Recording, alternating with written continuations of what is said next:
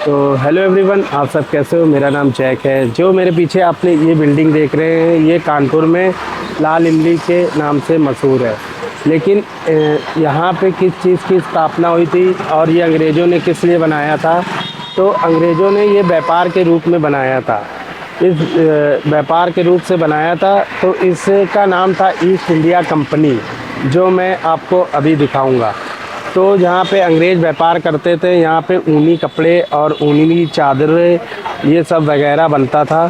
तो इसका इतिहास बहुत ही लंबा है। तो मैं सबसे पहले इस बिल्डिंग के आपको व्यू दिखा देता हूँ, और इसके बाद मैं आपको वो जगह भी दिखाऊंगा जो आसपास यहाँ पे अंग्रेज़ों के रहने वाली जगह है, जो मेन अधिकारी यहाँ पे रहते थे।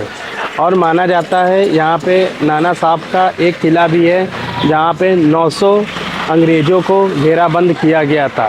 तो यहाँ से हम लोग का देश का स्वतंत्रता का आज़ादी का इतिहास शुरू हुआ था। तो चलते हैं, पहले मैं आपको ये जगह का पूरा दिखा देता हूँ, उसके बाद वो जगह दिखाता हूँ जहाँ पे 900 अंग्रेज़ों को घेराबंद किया गया था।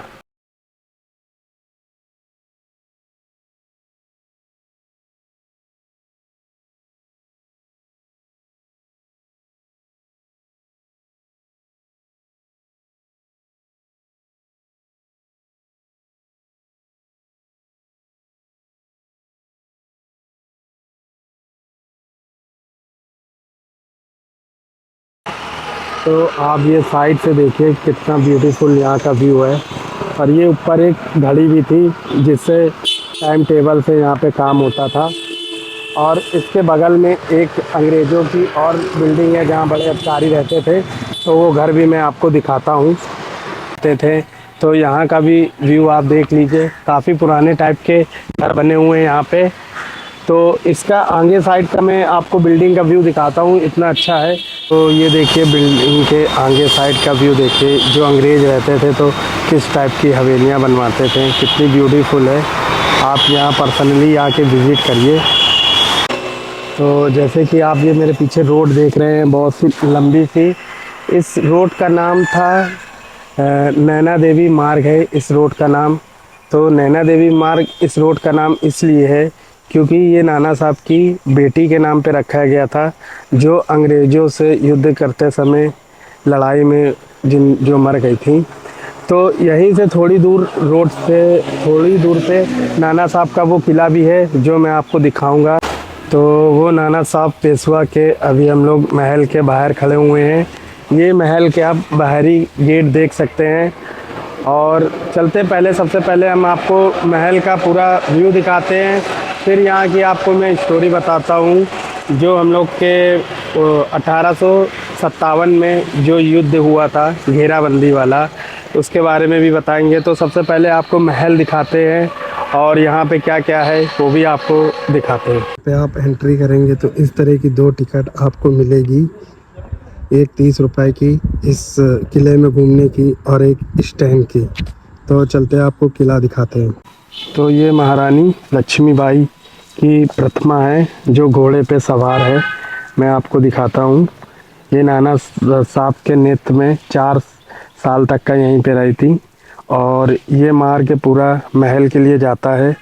तो ये रास्ता दोनों तरफ से है, इधर से एंट्री का है और इधर से आउट का है। मेरे इस साइड से वापस आने का है। तो जब आप महल के अंदर गेट एंट्री करेंगे तो आपको एक गेट और मिलेगा, जिसमें एक तालाब टाइप का भी बना हुआ है, और कुछ पुरानी तोपें भी रखी हुई हैं। आसपास का व्यू आपको बहुत अच्छा लगेगा, आपका मन मोह लेगा। तो चलते हैं, इसके आगे भी एंट्री करते हैं और देखते हैं कैसा है। आप पार्क में घूमेंगे तो ये नाना साहब की मूर्ति भी बनी हुई है, तो इसको भी आप देखिए। ये वो चित्र बना हुआ है जब अंग्रेज़ों ने नाना साहब के सामने समर्पण कर दिया था और सुरक्षित मार्ग मांगा था यहाँ से जाने के लिए। तो ये जो फ़ोटो बनी हुई है, ये सती चौक घाट की है, जो यहाँ से 25 किलोमीटर दूर है। इसकी स्टोरी मैं बाद में बताऊँगा। वही चित्र है जो सती चौक घाट का है। पूरी तस्वीर बनी हुई है ऐसे महल में हर जगह। ये पार्क के अंदर जो आप अलग से एक जगह देख रहे स्टेट टाइप का, तो यहाँ से नाना साहब अपने सैनिकों को आदेश दिया करते थे कि आगे की रणनीति क्या होगी। और ऐसे ही पार्क में बहुत सी जगह हैं जो आपको मैं आगे अभी नाना साहब के सिपाही थे, तात्या टोपे। देखिए इनकी प्रतिमा भी बनी हुई है महल के अंदर। ये नाना टोपियों के एक जो बहुत ही सिपाही थे, तो ये फ्रेंच भाषा के जानकार थे, जैसा कि इसमें लिखा हुआ है। पूरा जगह भी स्थित है, तो इसके अंदर संग्रहालय बना हुआ है जहाँ पे पुरानी चीज़ें रखी हुई हैं। तो आप इस जाके देख सकते हैं कैसी है। चलते दिखाते हैं आपको। कुछ पत्थर रखे गए हैं देखिए, और वो गणेश जी की मूर्ति भी बहुत पुरानी है और बहुत सी चीज़ें हैं यहाँ पे, ये देखिए।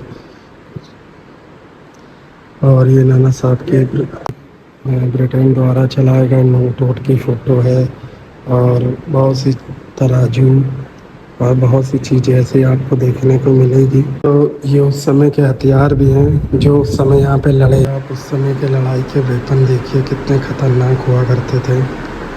तो ये वो जगह है नाना साहब का किला, जहाँ पे 900 अंग्रेज़ों को घेराबंद किया गया था जब कानपुर में विद्रोह हुआ था आज़ादी का। तो सबसे पहले जो आज़ादी का विद्रोह हुआ था वो यहीं से शुरू हुआ था।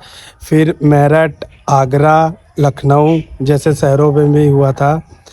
तो जो यहाँ के जनरल थे हैगी व्हीलर, तो उनको नाना साहब ने एक पत्र लिखा था जो दूसरे दिन उनके पास गया था। तो उस पत्र में लिखा था कि हम लड़ाई के लिए कल सुबह 10 बजे आएंगे। तो अब वो जगह दिखाते हैं जहाँ वो जनरल हैगी व्हीलर रहता था। तो चलते हैं, आपको वो जगह दिखाते हैं और कहाँ पे वो अंग्रेज़ों को घेराबंद हुआ था और ये लड़ाई 22 दिनों तक का चली थी। तो वो जगह भी दिखाते हैं, यहाँ का खूनी इतिहास भी आपको दिखाएंगे। और जैसे कि मैंने आपको वो चित्र दिखाया था सती घाट का, तो वो भी दिखा। ये वो जगह है जहाँ पे जनरल हैवेल्स रहते थे कानपुर में। तो माना जाता है यहाँ ब्रिटेन के बहुत ही सैनिक लोग रहते थे। उधर भी घर हैं कुछ, वो मैं आपको अभी आगे दिखाता हूँ। पहले ये वाला घर आपको दिखाता हूँ जो जनरल हैवेल्स का था। तो जो नाना साहब ने जो पत्र लिखा था विरोध वाला, वो यहीं पे आया था। तो इसके बाद जो उधर साइड एक खाई है जिसमें इस समय पानी भर गया है, वो भी मैं आपको दिखाऊंगा। यहाँ पे अंग्रेज़ों ने 21 दिन तक का शरण ली थी और क्या माना जाता है कि बहुत सी बीमारियाँ फैल गई थी जब अंग्रेज़ लोग ने इंडियन आर्मी के सामने आत्मसमर्पण कर दिया था। तो इस वर्तमान स्थिति में अभी यहाँ पे बहुत सारा पेड़ उग गया चारों तरफ, जो यहाँ पे हवेलियाँ हुआ करती थी अंग्रेज़ों के ज़माने की बनी हुई। तो अभी हम दिखाते हैं वर्तमान स्थिति में कैसी हैं। तो देखिए काफ़ी पुरानी ईंटें हैं और यहाँ पे लोग भी बहुत कम आते जाते हैं, ये देखिए। और कहीं कहीं से पानी भी आ रहा ऊपर जो छत पे भरा हुआ है। तो देखिए चारों तरफ टूटा हुआ है, जो उस समय विद्रोह हुआ था उसकी निशानी है। काफ़ी बड़ा घर था। तो जनरल जो हैवेल्स थे उनने एक इंडिया लड़की से शादी भी की थी, तो उनको पूरा रीति रिवाज यहाँ का पता था। तो उनको पूरा विश्वास था कि जो इंडिया की आर्मी है वो उनका विद्रोह नहीं करेगी। जब पूरी तरीके से वो घेर लिए गए थे यहाँ पे घेराबंदी, तो उस दौरान उनने, तो ये वो जगह है जहाँ पे अंग्रेज़ों में युद्ध के दौरान खाई बना के शरण ली थी।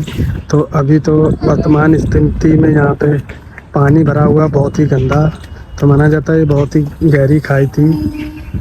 और इसी से